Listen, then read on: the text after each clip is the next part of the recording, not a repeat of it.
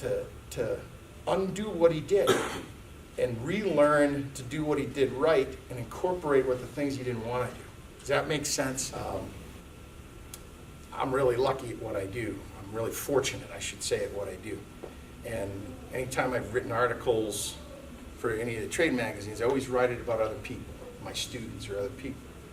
Look, I've been really blessed to have whatever comes out of here, filters through here and comes out of here. And you can do that too. Sometimes an athlete can't finish the finish line because of this, okay, the mental thing. Sometimes it's a technique thing. Sometimes it's a talent thing. If physically you can't jump 6 feet in the air from here, it's because you can't. Can you be trained to do it? Well, you can be trained to do it to a certain point. We call that a norm, okay? The norm is this. If you take a score sheet and you break it down and you consistently lose points here, identify that. There's something wrong there, okay? And odds are, if it's 5 judges, it's not the judges, okay? It may be something that you're missing, okay? And you want to do that. So let's roll right into this. So, breaking down the mystery of a ribbon. What is a third place? Now I'm going to talk to you like a judge. So when I look at a piece, let's just say this cup is a piece. Let me grab your cup for a second. If this cup is a piece and I come up to it and I look at it, the first thing I do is diffuse my eyes. Okay? I learned that from a friend of mine who's a sculptor. Okay? Doug Eck, my friend Doug. Okay? When Doug sculpts stuff, he diffuses his eyes all the time so he can see lines. Now, what we do is a visual thing. That's what we do. Everything we do pertains to something visual. We hang a deer on the wall, it's visual. The closer you get, more visual it gets. The closer you get, more visual it gets. If your lines are right, odds are the piece is more appealing. Okay? Has anybody ever heard the word Fibonacci before? Yes, okay? The Fibonacci code, okay? The grid, the panel. Okay, there are plastic surgeons now that take the Fibonacci numbers, the grid. Okay, look it up. You look it up sometime, the Fibonacci numbers. And look up beauty in Fibonacci. And they take burn victims and they take people that are deformed and they line the grid up and they make all these structural changes to make them more visually appealing. Okay? One of the coolest videos is that they take some gal that I think she won Miss Georgia or something like that. It's a very attractive lady.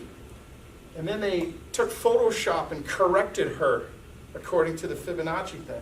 And I'm not saying that her original beauty looked hideous.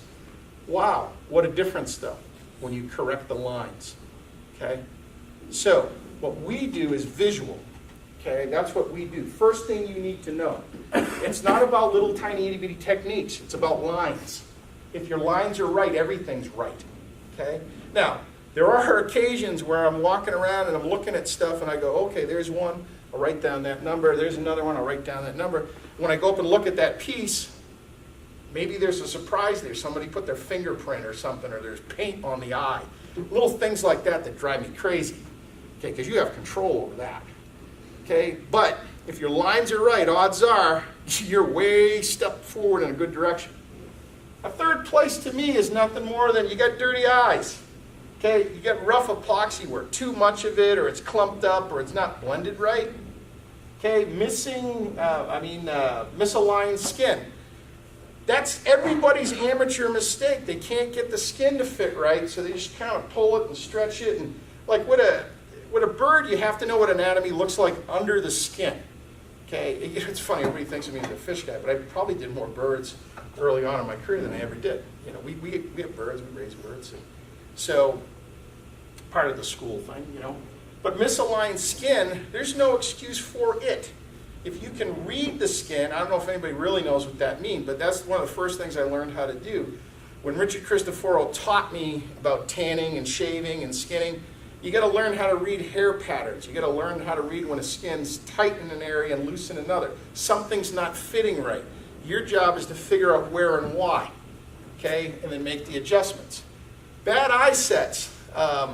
Just out of California, there was a brown trout there. It was quite lovely. It was well done. He made a human being eye set on it. That's what I said to him. I wrote it down. I say it here because I said it to him. I said, wow, why did you do that? He says, because I don't know how to set a fisheye. I'm a mammal guy, he said. Okay? Well, that's an honest answer. So you know what? If this person can learn how to set an eye, they'd go from a low second to maybe a high second just from doing that. Okay? Because it makes the story more complete. Puts the puzzle piece together. Unfinished areas of anatomy. That's just a lack of knowledge. Okay? The top of the head on a bass, and this is where I usually draw it out. Top of the head on a bass, you have 4 nair receptors. They're like little dents in the top of the head. There's this little widow's peak, this little triangle of soft tissue that comes up to the scale line. Then you actually have the narrow ports themselves. They look like little, nostril openings, what people call them. Okay? Each one of these areas has anatomy to it. You have rhinous tissue, which is this soft, squishy tissue on a bass. But when the maxilla, the lower part of the 2 lobes open up in the mandible, that tissue pulls down and it makes a dent. We'll see that in a minute. Okay? So if you're depicting the mouth semi-open, but the mandible and the maxilla is shut, there's a smooth profile. If the mouth is open and the mandible pulls forward and the maxilla spreads, that rhinus is going to pull down. It's going to leave a dent there. That tells me a different story. Tells me what the fish is doing. Okay? At a master's level at the World Show, it is my reasonable expectation that you have mastered your craftsmanship. Now you better tell me a story. Now you better tell me your knowledge of what you know about fish. That's where the fisheries biologist part comes in. I didn't have any craftsmanship back in 1984. I didn't know anything about it. Okay, I just, kind of looked like a fish. Put green on there, looked good. Okay, put some stripes on it, a little chain pattern, looked good. Okay, looked good to me. Shiny, looked real good. Shiny, big mouth, bass. Okay, no, not too much. Okay, second place. What's a second place? When I start to see proper rebuilding of tissue. Okay, when you start putting in anatomy for me, when you start blending and shaping things correctly, that's what I want to see. A good eye set. Does it have to be perfect? No. But I want to see a good eye. I want to see the mechanics of a good eye set. That's what I want to see. Okay, fins in the correct place. Oh, this is a gimme. It's 12 bloody points on a score sheet. It's always 12 bloody points on a score sheet. I don't care if you're using the national sheets, the UTA sheets, or world sheets. It's 12 points. If you can't put them in the right place and then you don't know what they're doing, you've automatically lost 12 points. That's a lot. That's a first. Right there. That's a gimme. This is always a gimme. Okay, on a score sheet. You got to get that one. Okay? There's 2 areas that are like that on fish score sheets. And I'm sure there's areas like that on all the other score sheets too. Trust me, they have to be. Okay? Inside of the mouth, not complete. Here. If the mouth is closed and I can't see in it, I cannot reward you a point. Not one. Won't give you any. Okay? But if it's open, I can reward you for points. But here's the thing. If it's open and it's wrong, I'm going to take them away. But if it's closed and I can't see in there, I can't take anything away. I can't give them to you, but I can't take them away either. So when people say, well, at a high level show, I have never once, and I can only speak for me as a judge, I have never once looked at an open mouth fish or a closed mouth fish and go, well, I can't give this guy a blue ribbon because it's a closed mouth fish. Never done it. Okay? Because you know why? 99.99% of the time that I have ever studied a fish, their mouth is closed. Okay? So for me to say otherwise would be really, really dumb. Okay? Yeah. Thank you, sir. So is it better when a mouth is open? I don't know if it's better, but it just is. So you would have an eye here on a fish. Okay? A little sclera right here. Okay? This is where the rhinus sits. This is where the maxillary bone sits with the mandible. Okay, here's where the nares are. Okay, and then you have another series of these little dents in the head, just like this. Okay, when the maxilla spreads open and the mandible is out here, it's like a happy mandible. Okay? Right-handed, usually left-handed. We do this. Okay, then this will pull down, and this becomes an open cavity in the head. But when this is closed, this shuts, okay, just like so. The relationship with fins. Kind of get a little trout going over here.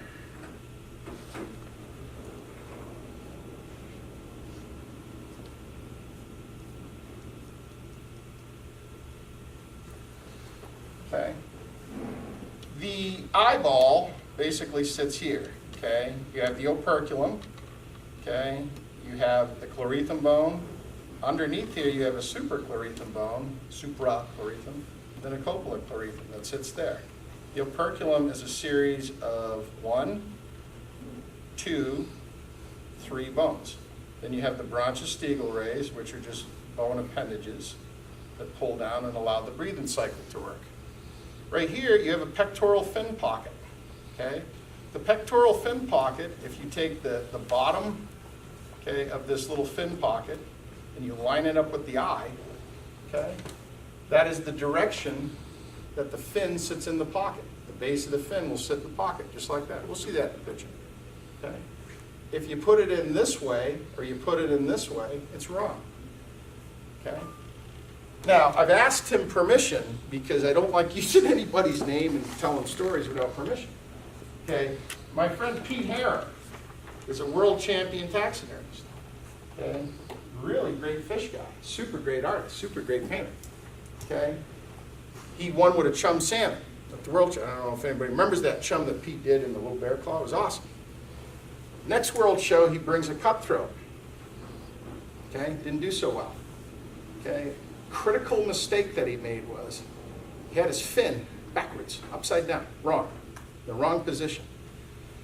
And the shocking part of it for me was, why in goodness name did you do that?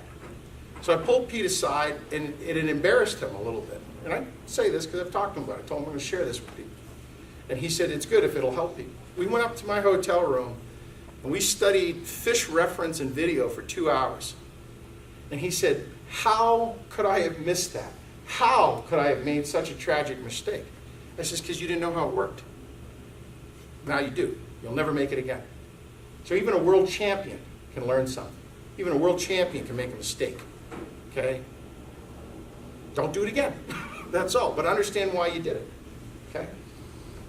First place. Okay. The elusive first place.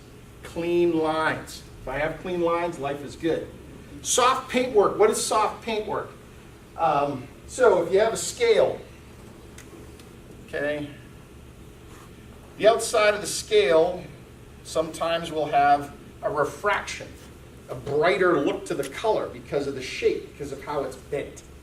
Okay, the upper side of the scale, because of maybe the convexure, the shape of the fish, okay, may have a different coloration.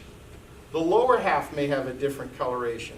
The main arc, the main height of the scale may have a different coloration. So does that mean you get to paint a scale 4 or 5 times? Yeah, sometimes. Okay. So if you have a fish, say you got a bass or something,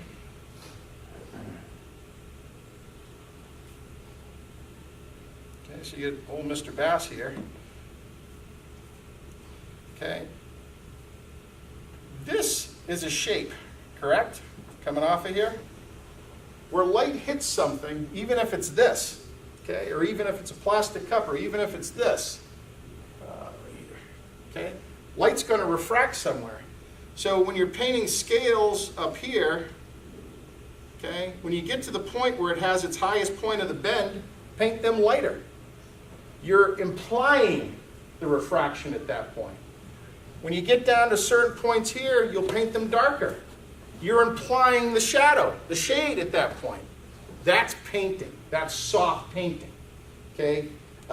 Pete Harron's an expert at it. I mean, he really is. I mean, all of his fish are hand painted. Okay? And why is he an expert at it? Because he's a professionally trained artist. That's what he does.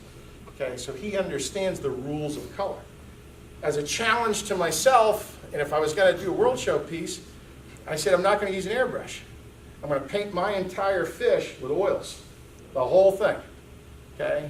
And you couldn't tell when you looked at it because color's the end result of what you see. How it gets there is up to you. I've been saying that for years and years and years and years. Doesn't matter. I don't care what you use for a medium, okay? Just imply what you see. If there's a bend of light there, don't use the same color to paint every single scale, okay? Change it. Give me different value. Look. Okay, blue plus yellow equals green. Okay, if I take 5 parts of blue and 5 parts of yellow, it equals green. But if I take 6 parts of blue and 4 parts of yellow, okay, now I have a cool green color, okay? And why is it cool? Because that's blue's job, to cool everything off. So if I'm spraying the top of this with yellow, and then I come over with my blue to create my green, if I want the top to be cooler green, I'll just put more blue. If I want the subline, where my refraction line is, to be the break point where it becomes a warmer green, then I'll put less blue. But I've only used 2 colors, and I could have 400 values that the eye can see of hue values, okay? Just by using 2 colors. And they're not magic colors, they're yellow and blue, okay? They don't have to be, bass belly this and microwave that or whatever, race car yellow or whatever. I don't care what they're called. If they take the color off the market, what are you going to do? Not paint fish anymore? Figure it out. Work it out. Use different mediums. Have fun with it. Okay? All the anatomical displays of accuracy. If it's a boy fish, here's the vent. Okay? Here's the void organ in it. Okay? And sometimes there's little stretch marks around there. And it's going to have a little circle. That's how you tell a boy bass from a girl bass. If it's a girl bass, okay, it's going to have a crescent shape, okay, or an upside down moon, okay. Look, if I have a 5-pound 20-inch male bass and a 5-pound 20-inch female bass, yeah, I can tell them apart by looking at them. But if I just have a 5-pound bass in my hand, there's no way I can tell them apart. I have to look at the sex gland. Okay, it's the only way I can tell them apart. Okay.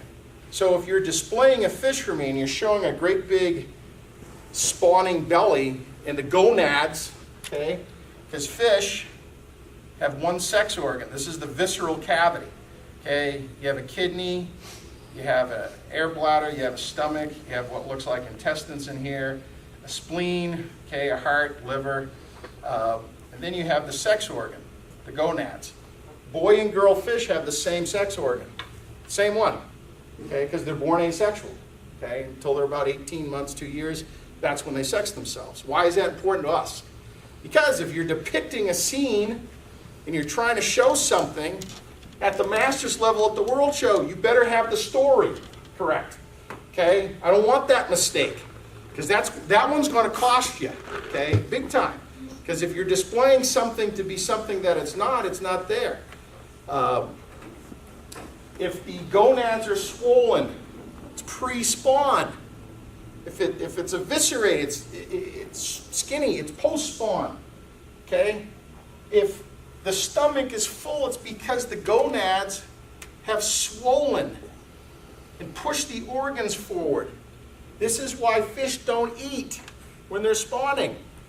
It's like if you had a turkey dinner at Thanksgiving or you had a great big cookout on a Sunday and you don't want to eat anymore, do you? No, because that's it. You're uncomfortable. Not that I've never heard a fish tell me it's uncomfortable, but probably the case because we know this for a fact. They won't eat. You can throw stuff in there and they're not going to eat it. They'll reaction strike on things, but they won't eat. Okay? These are all the stories I want correct. Okay?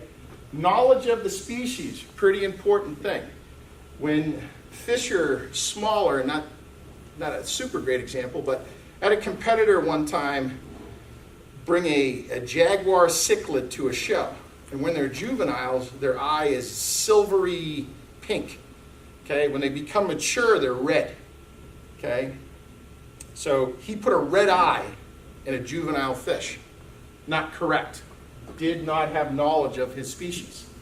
Okay, we looked at that. We pointed that out. We went through reference.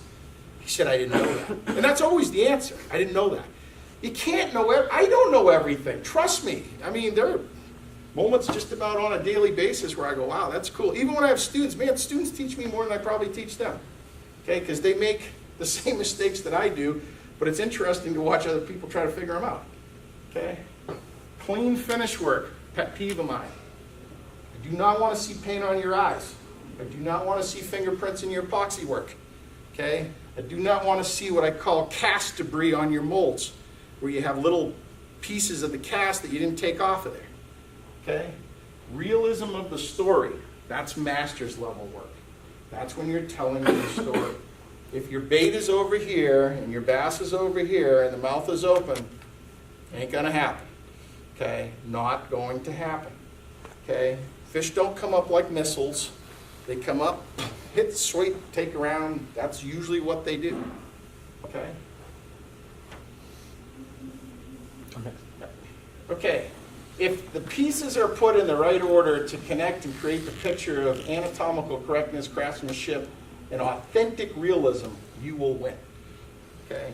Now, that came from me and Dave Campbell. We were sitting down, and Dave doesn't drink beer. I was having a beer. Dave was having an ice cream float. And we started coming up with the most crafty words we could find. That's what he said. Let's come up with crafty words to describe a good fish. That's what we came up with. Okay. Whether this is your very, very first competition, okay, or you're an award-winning taxidermist, your work becomes nothing more than puzzle pieces to a judge. That's all it is. Because we have a score sheet, okay, and the score sheet is kind of like a puzzle piece. That's all it is. This seminar is an exercise in learning how to start to interpret information. Not that, it's the be-all, end-all, but I want you to do that. What does a judge actually do when a judge judges? Okay, do the line items equate to the information that a judge interprets from your work? So some score sheets are absolutely horrible. I'll sit here and tell you that. They're horrible. Okay, they mean nothing to your fish work. Okay, I mean, I haven't read yours yet. Maybe yours is horrible, but maybe it's really good. I don't know. But some of them are not really good. So that's why I say don't focus on the score sheet all the time. Look at what a judge writes, because they, as a habit, we'll write what we're supposed to be writing, even if it doesn't equate to the line item. Okay, if that makes sense. Okay, let's break down the items of focus that will simply help you achieve your goals in competition. Okay, at the end of my 5-page sheet, this is what it is. So this is kind of how I work in my head. 40% of just about every score sheet that I've ever looked at is anatomy. 40%, okay? 20% is craftsmanship, 20% is painting.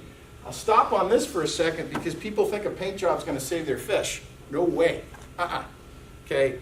Dave Campbell and I have known each other since, 1985, and I think Dave's, to me, he's like the best fish taxidermist I've ever seen, and I just think he does awesome work. So Dave and I sat down one day and we talked about, he would disagree with you, but he's a very humble guy. We sat down and we said, if we could do a fish and pull it off, and not put one drop of paint on it, but brought it to a show as perfectly as we could. Great carved body, great taxi job, great finish work, great eye set, great everything, great rebuilds, great everything. It would score an 82. Okay?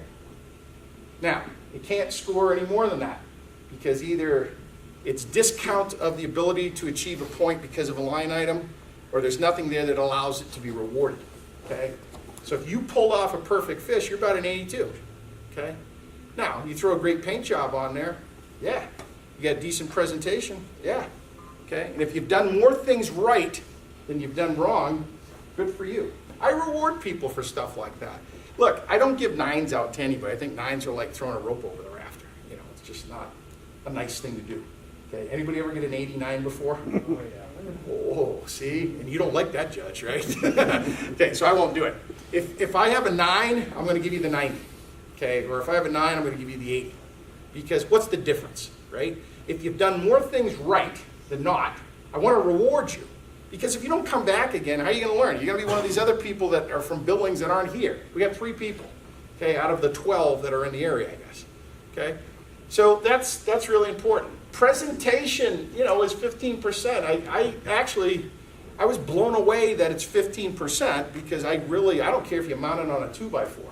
I'm going to look at your fish first, I'm going to look at your bird first, I'm going to look at your reptile first, and then once I'm done, then I'm going to take presentation into consideration. And then the bonus stuff, you know what bonus stuff is for me? Is if you open up the mouth of a fish and there's these 2 valves called Phillimore valves, if you put them back in, that just means that you've seen that and you know that they go there and you know that they belong there and you're going to put them in. That's what I call above and beyond stuff because nobody does it. Okay, and again, I'm not going to take any points away because you didn't do it. But if you did do it, I'm going to reward you for it. If you put the depressions where the nares are, because there's this little triangular pocket where the nares are on a bass, If you show me that, rather than just 2 holes, you know, where the nair ports go, I'm going to reward you, okay? This is called a mandible nair receptor when you have little holes on the lower jaw. If you're doing an esox, like a northern pike or a muskie, and you put the correct number per species for that species, I'm going to reward you for that, because I know you know it, okay? Now, does every judge know that? No.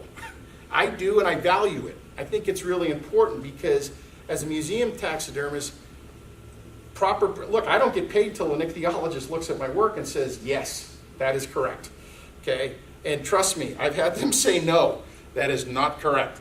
Fix this, okay? And then I go, oh, how did I miss that, you know? And sometimes I missed it because I didn't know it. So therefore, you don't know everything all the time, okay?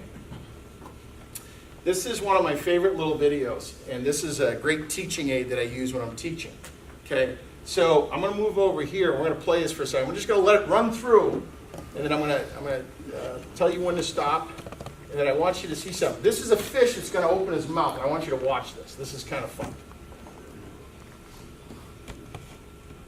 Hanging out, just doing bass stuff, just hanging in there. Boring. Going to turn around now. Okay. Here it comes. There it is. And there it goes. Okay, so we'll stop right there. Now, we'll bring it back a little bit, okay, to right before he's ready to do it. Okay, and we're going to hit play again. Now, when you saw it the first time, you watched how wide that mouth opened. That's kind of a cool thing to see because that's the first thing that you saw. Now, get ready to stop that. And stop. Okay. So this time, what I want you to look at, I don't know if you can see this super detailed. I can't see anything without my glasses on. The top of the operculum does not open up. Stays closed to the body. The bronchostegal rays, or these gill flaps down here, that pulls down and opens. See how that operculum bone ends and there's this little joint right here? That joint actually controls the first 3 bronchostegal rays. That's what it does. Okay? And it pulls them down. Why? What do they do? It's part of the breathing cycle. There's 4 chambers of how a fish breathes. The mouth opens, there's 2 Fillmore valves. Okay, when the mouth opens, the Fillmore valves push water back. The gill rakers come up, water hits the rakers, oxygenates, the filaments absorb the O2, the bronchostegal rays pull down, the operculate valve opens, water passes through, the mouth closes, repeats the cycle again. It's how a fish breathes. Okay? Never, in all the years I've been judging, have I ever seen anybody do that at a taxidermy show. Okay? Ever. Chris Zecco, that did all of our videos, all of our filming, we had a study tank that I had a permit for. I wasn't doing anything illegal. And we had pumpkin seeds for about 9 years, okay, in the tank. All females, because they kill all the males off. They do. You can't leave males in there for any long period of time. The females will kill them off. Okay? Just it's our plight, brother. So one day I said to Chris, can you set up your camera to do, time captures and stuff? He goes, yeah. So every 30 minutes for 9 seconds for a period of 5 days, he filmed the pumpkin seeds. Now, there was a percentage where they were out of shot or they were, over here or over there. But it was the most amazing film clip, and if I had my other hard drive with me, I'd show it to you. The most amazing thing, at no time could I find that the operculum and the mouth were closed at the same time. Okay? Wasn't possible for all 3 of those fish. Was not possible. Okay? So, in science, there's a term called perfecta. You have to find 3 points of information that have to lead back to 1 in order to prove something. So we had 3 fish, okay, all in the same environment, all in the same tank, all in the same condition, and they all did the same thing, okay? At no time did the whole gill cover in the mouth close at the same time. So it demonstrates that if the mouth is open, the gill cover can be closed. If the mouth is closed, the gill cover is probably open, okay? And they can both open at the same time, obviously, as you just saw, okay? So when I see somebody mold and cast a fish and the mouth is closed and the gill cover is closed, nope, not telling me the correct story. Okay, I just want to point that out. The reason why the top half of the operculum cannot open, if you were to do a necropsy or dissect this fish or open up this fish, there's no ligaments or tendons that control any muscle or bone structure that allows that to open. Okay, so it just does not. If I took your tendon and I cut your tendon right here, and I said, wiggle your thumb for me, you wouldn't. You can't. Okay, because there's nothing attached anymore, so there'd be no command to make that happen. Okay, that's why that can't open. When a fish is under hydrodynamic pressure, when it's in the water, okay, think about it. You put your hand in the water, you feel that pressure, right? Your hand wants to come back up. It always does buoyancy. Okay, that's hydrodynamic pressure. When a fish comes out of the water, it's out of its environment. There's no longer hydrodynamic pressure. So when a fish is trying to swim, it moves in an S pattern. Okay, the locomotion, swimming, an S pattern. When it comes up out of the water and it's shaking, what's it trying to do? It's trying to swim, because that's what it knows how to do. If I have no ability to move my thumb and I wave my hand back and forth, is my thumb moving? Yeah. Okay, well, when they're out of the water and they're doing this, everything opens up. So we see that. So we try to duplicate that. We try to imitate that. When they're under the water, that doesn't open. Okay, so that's what I wanted you to see one more time. Now, let's do that again. Okay, now I want you to see something really cool. Let's see if I can do this. Okay. You want me to go? Huh? Yeah, go. When the mouth opens this time, I don't want you to watch the head at all. I want you to watch the fins. Watch them. See what they just did? Play it one more time, please. There are 4 truck muscles that run through a fish's body. Okay? You have appendage muscles, but you have 4 main truck muscles. When the truck muscles, when the truck muscles engage the musculature of the fish, all the fins stretch. Okay? When it closes the mouth, they relax again. One last time. Watch the fins. As it closes, they go back to relaxed. Okay? Notice how the spiny dorsal came up, and then it fell back down. Okay? So when you have an attacking fish and the mouth is open, what do I want to see the fins doing? Well, you bet. Do I ever? No. Okay? Why is that? Because we don't know the knowledge of the operation of how those appendages work. Okay? So the reason why I show you this video clip, you have one piece of information that allows you to learn many pieces of information that you wouldn't have thought of the first time we showed it. Do you think that I really wanted to show you what fins did? No. But that's the purpose of this video, not how the mouth opens. I know what the operculum does. Yes, sir? Do they have to open their mouth to make the fins? No. They can stretch their muscles. They can just do it. Yeah. But when they do it, it's kind of like all in concert. They can't just flex one side. They flex them all at the same time. Okay? So before you can learn to break down the areas as it pertains to a score sheet, you must first learn how to break down interpretation, information. Okay? So whenever you're looking at a picture of a fish and you're looking at color, I have a 2-inch square, I have a 1-inch square, and then I have a 1/2-inch square. Now take those squares. So, you know, if we had a series of scales here, okay, and I would take a square and I'd put the square over like this, and I'd start off with the 2-inch square. Then I'd have students write down all the colors that they see. And then I do the 1-inch square and I say, write down how many more colors that you see. Then the 1/2-inch square, now they're seeing craziness that they didn't see at the 2-inch thing. Now, if you step back 5 feet away, you're never going to see any of that. Okay? Anybody know who Claude Monet is? Okay, the artist. Okay, yeah, I don't know, 1985, whenever it was. My wife and I went to the Boston Museum of Fine Arts, and they had some Monets there. Well, they're huge. They're big. Okay, they're not small. They're big. And you look at them at 20 feet away, because that's what a little line tells you. Look at them, and you go, really cool. You know, good landscape work. The closer you get to them, you can't tell what it is at all. All these little itty bitty tiny, when I say tiny, I'm talking tiny little proportions of paint drops in mixtures of colors that equate to 20 feet away, the landscape. It blew my mind because I couldn't figure out at the distance you got to be to paint, and how the heck did he know what he was painting? Okay? Because he understood the rules of color, he understood perspective, he understood his reference in his head, he knew what he was painting. But interestingly, when I was reading something, at the museum about how he prepared to paint. He said everything becomes small little blocks to him. And I went, ooh, I'll work on that. So that's what I do. I put everything in small little, it can be circles, it doesn't have to be squares. Okay? Do whatever you want, but that'll help you. If you can see it, you can create it. It's not the hardest part of what we do, where we recreate shapes and correct imperfections as it relates to the fish. The hardest thing we truly do is to learn to see what we don't know. That's the hard part. Okay? You can't recreate or rebuild something you don't understand. Just understand that. Okay? Look, you're not going to learn it all tomorrow. You're not going to learn it all the next day. But if you keep wanting to learn, you're going to do it.